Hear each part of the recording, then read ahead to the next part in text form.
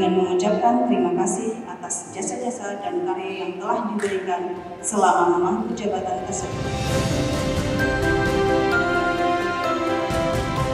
Saya, Wali Kota Banda Aceh, dengan ini secara resmi melantik saudara-saudari dalam jabatan yang baru di lingkungan pemerintah Kota Banda Aceh.